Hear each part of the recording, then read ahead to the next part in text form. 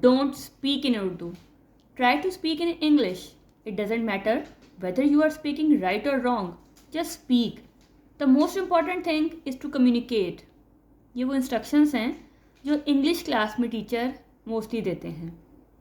अब जो student hesitate करते हैं उन्हें और कुछ आए ना आए, एक सेंटेंस उनको बहुत अच्छा आता है. जी समझ तो गए होंगे आप. Ma'am I have done my work.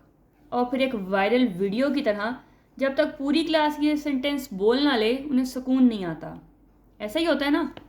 तो चलें आज हम अपनी कॉमन इंग्लिश को या अपनी बेसिक इंग्लिश को कुछ एडवांस इंग्लिश की तरफ लेके जाते हैं. लेकिन पहले ये समझते हैं what is the basic difference या what is the main difference between basic and advance English. So basic English क्या है?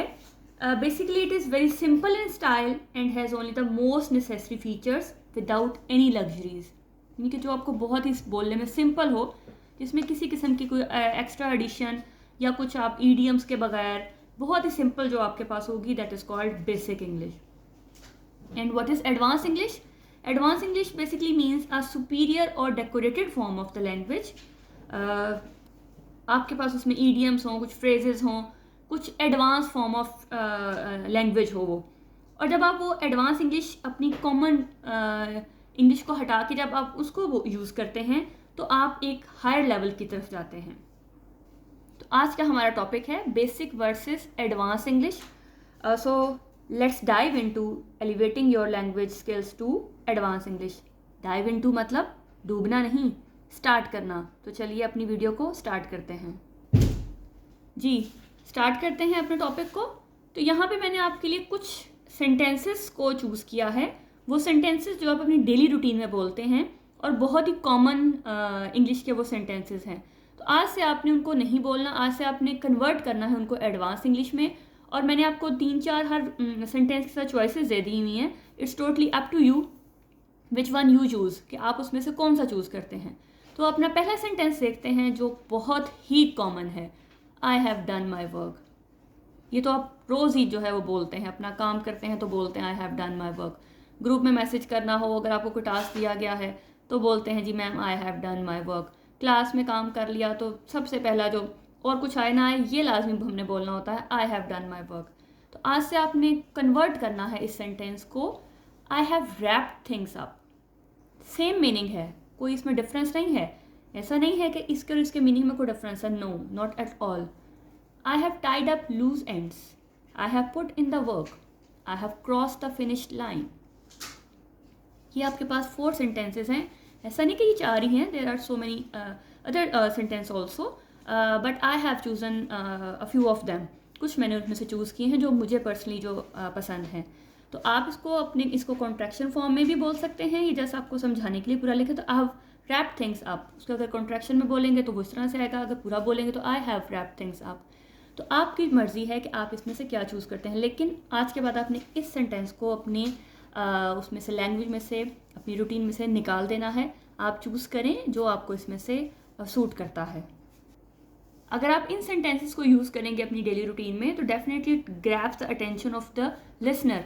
ये उसकी अटेंशन अपनी तरफ, आपकी जो बोलने से जो अटेंशन है, जो स्पीकर है, जो सुनने वाला है, डेफिनेटली उसकी तरफ जाएगी.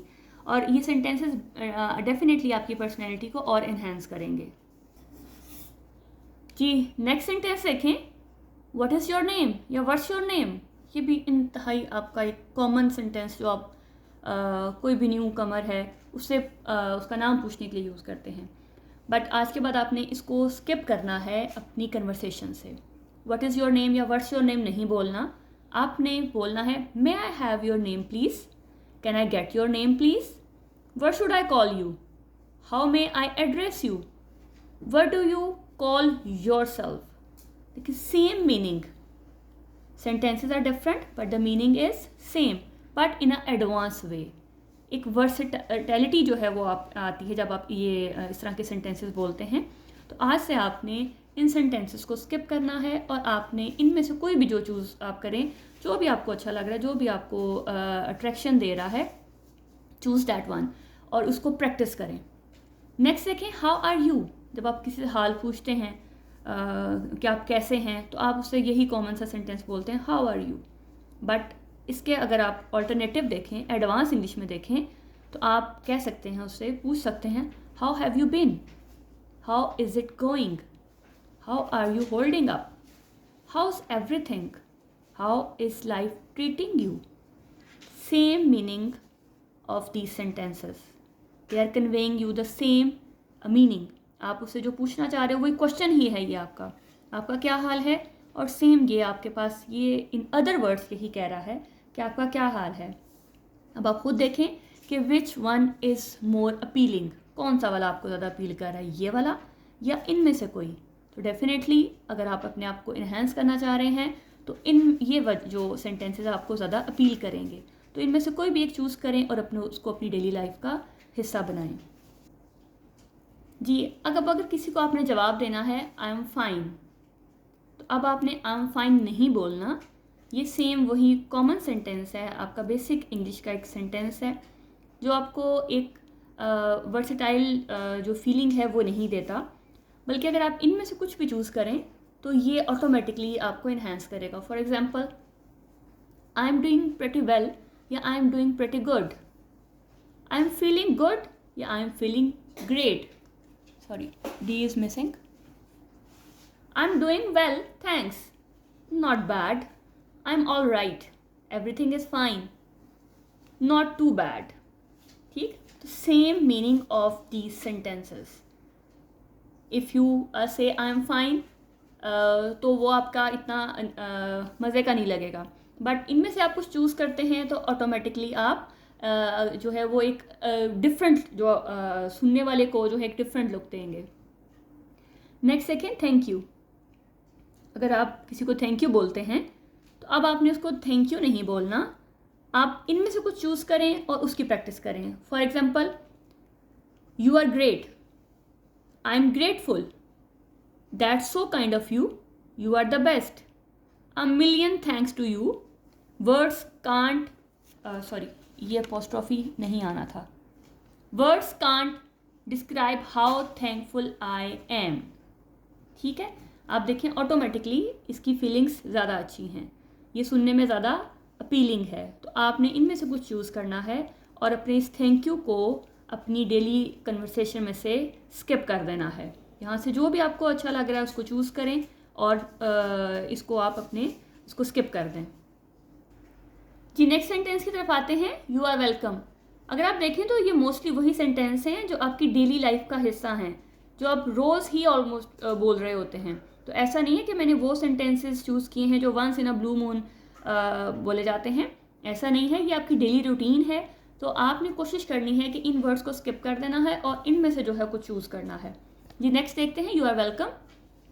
अब आपने अगर किसी को कहना है यू आर वेलकम, तो आप उसको ये भी बोल सकते हैं, no problem, my pleasure, glad to help, don't mention it, that's absolutely fine, I am happy to help you.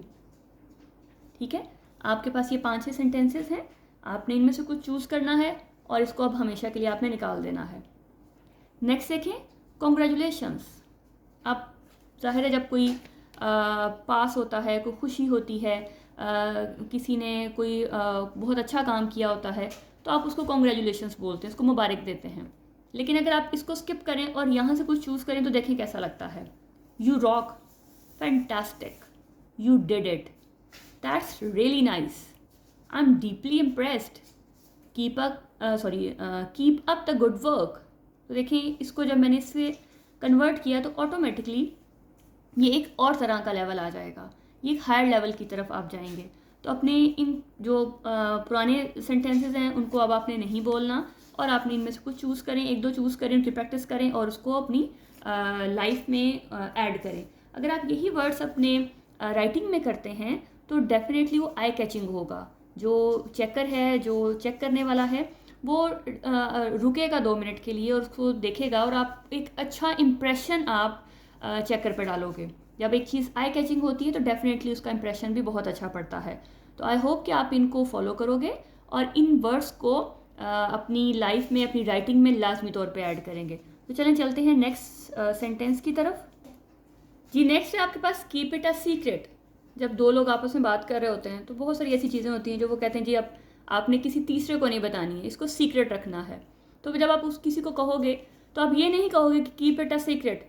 तो अगर आपने उसको ये कहना है तो आप उसके रिप्लाई में, अगर आपको ये कहता है कि जी कीप इट अ सीक्रेट, आप इसको सीक्रेट रखें, तो आपने उसके जवाब में क्या बोलना है? आप बोलोगे my lips are sealed, I will keep it under wrap, I won't let the cat out of bag. अब यहाँ पे ये मतलब नहीं कि जो बिल्ली है वो बैग से बाहर आ गई है, ये एज ईडियम आप यूज़ करोगे, I won't let the cat out of bag, कि मैं आपका राज जो है वो नहीं बताऊंगी। I won't spill the beans, कि मैं, इसका सेम मतलब है कि मैं आपका राज जो है वो नहीं बताऊंगी, जो आपके सीक्रेट्स हैं वो मेरे पास ही रहेंगे। तो देखें ये ज़्यादा अपीलिंग है इसकी बजाय। आप इनमें से कोई भी चूज़ करें और इसको अपना इसको प्रैक्टिस करें और अपनी लाइफ का हिस्सा बनाएं। नेक्स्ट देखें, आई एम लिसनिंग, मैं सुन रहा हूँ या रही हूँ। तो अगर आप इसकी बजाय इनको पढ़ें और देखें कि कौन सा अच्छा लग रहा है, आई एम ऑल ईयर्स, इसका भी सेम मतलब है कि मैं आपकी बात सुन रही हूँ। I am fully attentive, same meaning. I am completely absorb in our conversation. अब आप यहाँ पे आप थोड़े कन्फ्यूज होते हैं कि अच्छा यहाँ पे तो आए है तो यहाँ पे आर क्यों है, क्योंकि दो लोगों के दरमियान बात हो रही है ना। तो वो उसको कह रहा है कि आई एम लिसनिंग, तो वो बोलेगा कि I am completely absorb in our conversation, कि हमारे दरमियान में जो बात हो रही है मैं उसको कम्प्लीटली सुन रही हूँ। तो आप इनमें से जो भी आपको अच्छा लग रहा है उसको अपनी कॉपी पे लिखें और उसको प्रैक्टिस करें, तो इंशाल्लाह आप इसको अपनी लाइफ से निकाल देंगे। फिर नेक्स्ट देखें, यू आर वेरी काइंड। अगर आपने किसी को ये कहना है कि आप बहुत ही मेहरबान हैं, बहुत ही सॉफ्ट हार्टेड हैं, तो आप उसको क्या बोलोगे? You have a golden heart, your heart is pure and full of kindness. ठीक, सेम मीनिंग है, लेकिन जब आप ये बोलते हैं तो ये एक हायर लेवल होता है, ये आपको एडवांस इंग्लिश की तरफ लेके जाता है। तो आप जो भी आपको इसको सूट आपको करता है, जो भी आपको अच्छा लग रहा है उसको चूज़ करें। आई डोंट अंडरस्टैंड इट, ये तो एक कॉमन सा सेंटेंस है जो आप मोस्टली क्लास में यूज़ करते हैं। जब टीचर आपको कुछ समझा रहा होता है, अगर आपको कुछ समझ नहीं आई तो आप ये बोलते हैं जी आई डोंट अंडरस्टैंड इट। लेकिन अगर आप इसकी बजाय इसको स्किप करें और बोलें I don't get it, it's beyond my comprehension, I am not following it, तो कैसा लगेगा आपको? देखें ये तीनों में से कोई एक अच्छा है या ये ज़्यादा अपीलिंग है? जो आपको लगता है कि जो अपीलिंग है उसको टिक करें और उसको अपने जो कन्वर्सेशन है उसमें ऐड करें। नेक्स्ट है आई एम सॉरी। जब आपसे कुछ गलत हो जाए और आपने अगले से सॉरी बोलना हो तो क्या बोलोगे? आई एम सॉरी नहीं बोलेंगे अब आप बोलेंगे my bad, it's my fault, accept my apology, I am ashamed of, my apologize. कुछ भी चूज़ करें और ये आपको डेफिनेटली जब आप इसको बोलना स्टार्ट करेंगे तो एक अच्छा एक फीलिंग आएगी आपके पास। तो जब भी आपसे कुछ गलत हो जाए तो आई एम सॉरी नहीं बोलना, इनमें से कुछ चूज़ करना है और उसको ऐड करना है। अब आपसे कोई सॉरी बोल रहा है, उससे गलती हो गई है, आपसे वो सॉरी बोल रहा है, तो हाउ टू एक्सेप्ट सॉरी। ठीक है कि आपने उसको, उसने आपसे सॉरी बोला तो आपने आगे से उसको कैसे रिप्लाई करना है? Never mind, oh that's all right, oh forget about it, कि छोड़ दो, भूल जाओ, जो हुआ सो हुआ। तो जब आपने सॉरी एक्सेप्ट करनी है और उसको रिप्लाई करना है, ठीक है, ये तब बोलेंगे जब आप उसका सॉरी एक्सेप्ट करके उसको रिप्लाई कैसे करेंगे? Never mind, oh that's all right, oh forget about it. जी भूख तो आपको रोज़ ही लगती है और दिन में 3-4 दफ़ा भी लगती होगी, और जब भूख लगती है तो आप घर वालों से, अम्मी से, बहन भाइयों से बोलते हैं आई एम हंग्री। नहीं, आज के बाद आई एम हंग्री नहीं बोलेंगे, आप क्या बोलेंगे? I am starving, I am famished, my stomach is growling, I am craving, I am craving. तो सेम मीनिंग, जब आपने अपनी भूख को शो करवाना हो कि आप बहुत ज़्यादा भूखे हैं तो ये नहीं बोला जाएगा, आप इनमें से कुछ चूज़ करके फिर बोलेंगे। और ये तो आप कॉमन है, आप दिन में 2-3 दफ़ा तो घर वालों को बोल दीजिए बहुत भूख लगी हुई है, तो इनमें से कुछ बोलना शुरू करें तो ऑटोमेटिकली ये आपकी लाइफ से स्किप हो जाएगा। नेक्स्ट है आई एम सिक। ये वो सेंटेंस है जो हम शुरू से ही एप्लीकेशन से जब लिखते हैं, आपने प्रिंसिपल को एप्लीकेशन लिखनी है, टीचर को लिखनी है, तो आप जब बीमार हैं तो लिखते हैं जी I am sick so I can't come to school. तो आज के बाद आप अपनी एप्लीकेशन में आई एम सिक नहीं लिखेंगे, आप लिखेंगे I am under the weather, I am experience some discomfort. तो देखें कितना बोलने में कितना अच्छा लगता है, अपीलिंग है ना। तो आज के बाद आई एम सिक नहीं लिखा जाएगा, क्या लिखा जाएगा? I am under the weather या फिर I am experience some discomfort. तो सेम मतलब वो दे रहा है कि वो यही बता रहा है कि वो कि मैं बीमार हूँ, तो सेम मीनिंग है। तो फिर वाई नॉट दिस वन? अगर सेम मीनिंग है तो हम इसको क्यों चूज नहीं कर रहे, फिर हम इस पर क्यों जा रहे हैं? तो क्यों नहीं हम एडवांस लेवल की तरफ बढ़ रहे? Next sentence, it's time to study. It's time to study. तो जो बेस्ट मुझे लगा मैंने वो लिखा। आपके पास और भी बहुत सारे ऑप्शन हो सकते हैं, ये नहीं कि सिर्फ यही है, लेकिन मुझे ये वाला ऑप्शन अच्छा लगता है। It's time to hit the book. It's time to hit the book, ऐसा नहीं कि किताब को मारना है, बट जस्ट अपील करने अपीलिंग लगने के लिए it's time to hit the book. तो इस ईडियम का मतलब यही है कि इट्स टाइम टू स्टडी, कि ये पढ़ने का वक्त है। Next, text me when you get free. ये तो जब आप आपस में फ्रेंड्स बात करती हैं, तो जब किसी के पास टाइम नहीं है तो जी बाद में कहते हैं जी ओके थोड़ी देर बाद टेक्स्ट करना। तो आज के बाद आप ये नहीं बोलेंगे text me when you get free, आप बोलेंगे hit me up when you get free. Same meaning है, hit me up when you get free, कि जब आप फ्री हों तो मुझे टेक्स्ट करें। यू शुड फोकस, जब आपने किसी को कहना हो कि अपने टारगेट की तरफ फोकस रखें, इधर उधर मत घूमें, अपने जो आपका जो टारगेट है, जो आपका गोल है, उसको अचीव करने के लिए जस्ट फोकस रहें। तो आप क्या बोलोगे उसको? You should keep your eye on the ball. ठीक, तो सेम मीनिंग है इसका भी, कि इसका मतलब ये keep your eye on the ball मतलब कि यू शुड फोकस। आप अगर जो आईज हैं बॉल की तरफ रखते हो तो इसका मतलब आप उसकी तरफ फोकस हैं। तो जब आपने किसी को ये कहना हो कि आप फोकस रहें, तो आप कहेंगे you should keep your eye on the ball. Next, you are lucky, you are jammy. अब आपके कोई बहुत खुशकिस्मत है ना, तो आप उसको ये कह रहे हो कि यू आर लकी, तो आप उसको यू आर लकी नहीं बोलोगे, you are jammy. Same meaning है कि इसका मतलब ये है कि आप बहुत खुशकिस्मत हैं। इट्स नॉट डिफ़िकल्ट, जब कोई चीज़ हो कि इट्स नॉट डिफ़िकल्ट, ये मुश्किल नहीं है। तो जब कोई चीज़ मुश्किल नहीं है तो उसके लिए एक बड़ा मज़े का ये ईडियम है कि इट्स नॉट रॉकेट साइंस। बोलने में बड़ा मज़े का लगता है ये रॉकेट साइंस। जब कोई चीज़ मुश्किल नहीं है तो आप क्या बोलोगे इसको कि इट्स नॉट रॉकेट साइंस। तो इसको आज से आप अडॉप्ट करें, ऑटोमेटिकली आपका जो लेवल है वो अप होगा। आई एम टायर्ड, जब आप थक गए हैं तो आज के बाद आपने टायर्ड नहीं बोलना, आपने बोलना है आई एम ड्रेन्ड। तो सेम मीनिंग है इसका भी, ये भी आपको सेम मीनिंग दे रहा है कि मैं थक गया हूँ। तो I am drained is the alternative और the advance step of I am tired. तो आज के बाद आई एम टायर्ड नहीं बोला जाएगा, आज के बाद बोला जाएगा आई एम ड्रेन्ड। तो ये कुछ सेंटेंसेस थे जिसको आप अपनी इंग्लिश में ऐड करके अपने लेवल को हाई कर सकते हैं। अगर आप अपनी राइटिंग में लिखते हैं तो ऑटोमेटिकली वो भी अट्रैक्शन का बायस होगा, आपके मार्क्स अच्छे आ सकते हैं, आप जो है वो डिफरेंट दूसरों से लग सकते हैं। और वो जो कॉमन सेंटेंसेस हैं, जो बेसिक सेंटेंसेस आप डेली रूटीन में बोल रहे हैं, उनसे आप अपनी जान छुड़ा सकते हैं। तो मुझे उम्मीद है कि आपको वीडियो लाजमी तौर पर पसंद आई होगी, और अगर पसंद आई है तो काइंडली कमेंट लाजमी कीजिए ताकि मुझे पता हो कि आपको इससे कितना फ़ायदा हासिल हुआ है। तो कमेंट करें, लाइक करें और लाजमी तौर पर शेयर करें। अगर आप न्यू हैं तो सब्सक्राइब करें ताकि इसी तरह की वीडियोस जो इन्फॉर्मेटिव हैं, जो ग्रामर बेस हैं, वो ऑटोमेटिकली आपके मोबाइल पे आपके नंबर पर आती रहें। ईजी वे में ग्रामर समझने के लिए मिलते हैं नेक्स्ट वीडियो में। तब तक अपना बहुत ख्याल रखिएगा। अल्लाह हाफ़िज़।